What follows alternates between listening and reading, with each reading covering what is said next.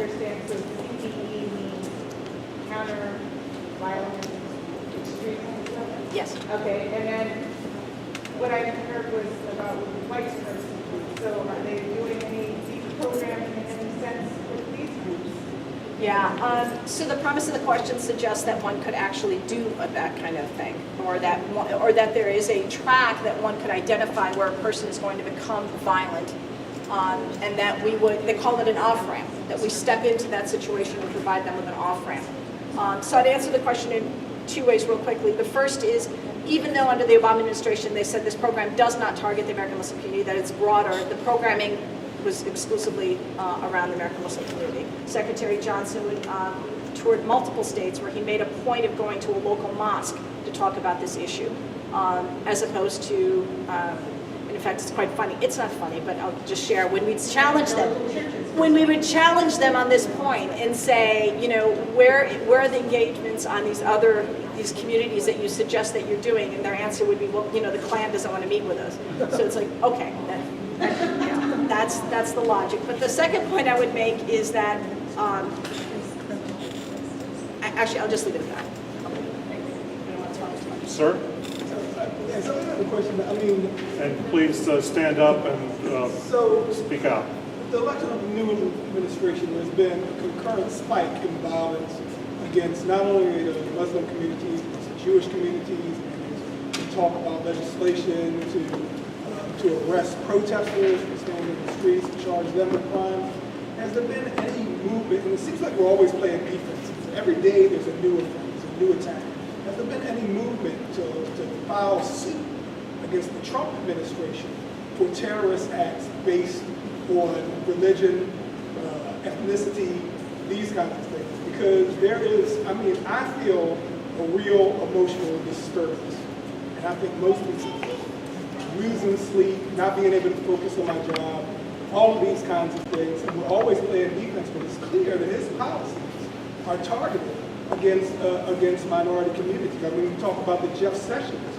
Well, this is clearly targeting Black Lives Matter. And he's been targeting Black Lives Matter indirectly. So, I mean, we have several communities, and there's not been any real challenge to put them on the defense to defend their positions of terrorism, of violence.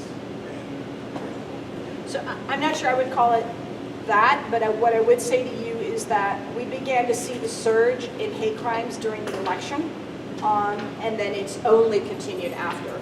And it's been extraordinarily difficult. There is a whole new initiative that has created a hotline for calling for hate crimes and hate incidents.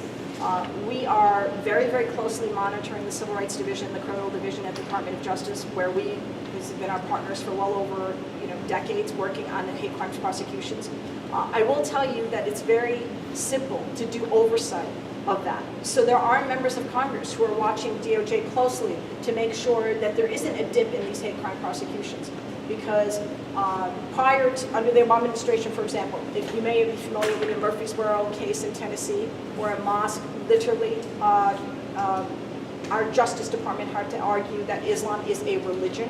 That's why it received protection. That was one of the cases that our own DOJ had to make.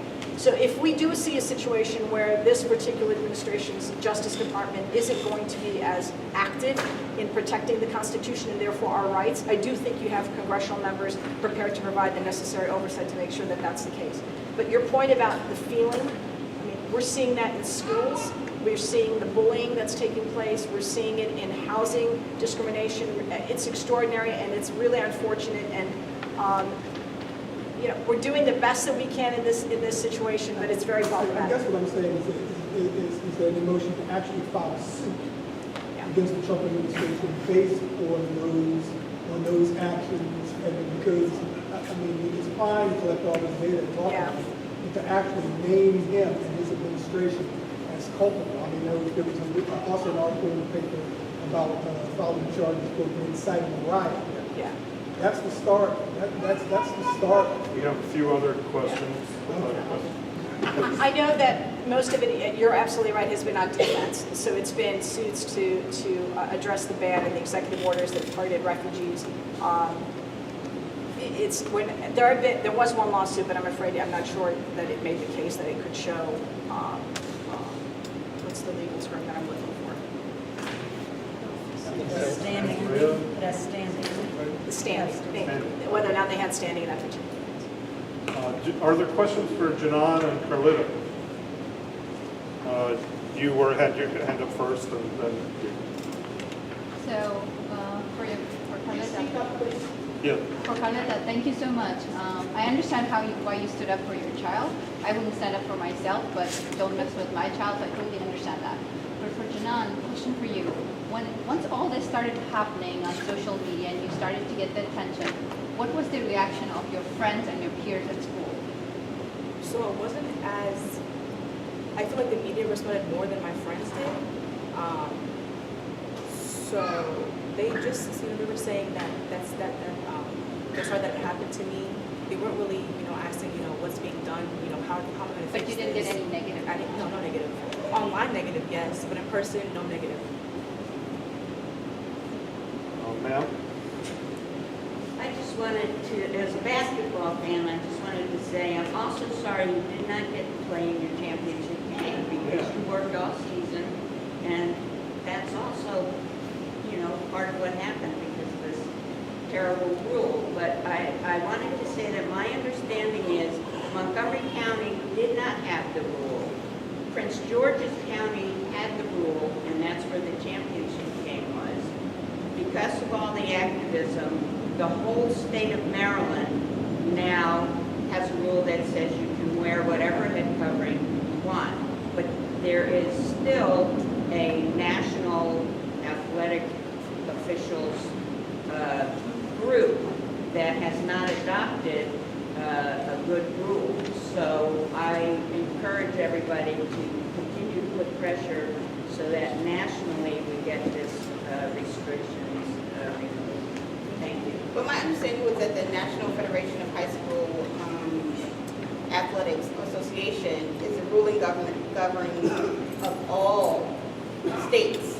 So it's being changed, and that will work for basketball. So it's going to, hopefully, it's going to all states.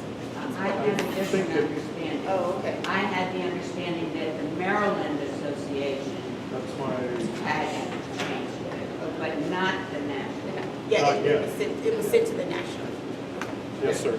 Actually, I communicated both with the MPSSA Okay. and with the NFHS, and it was Yes. a great opportunity, bureaucratic finger pointing. Right, oh, yes. When I contacted the Maryland, they said, "Oh no, this is a national board, and you need to contact them." When you go to their site, it says the states are solely responsible for being able to interpret any of these rules. Right. And the only group that's listed is the MPSSA. Right. So regardless of what the NFHS says, Maryland can interpret it any way they want. So, And that's exactly what they did. yeah.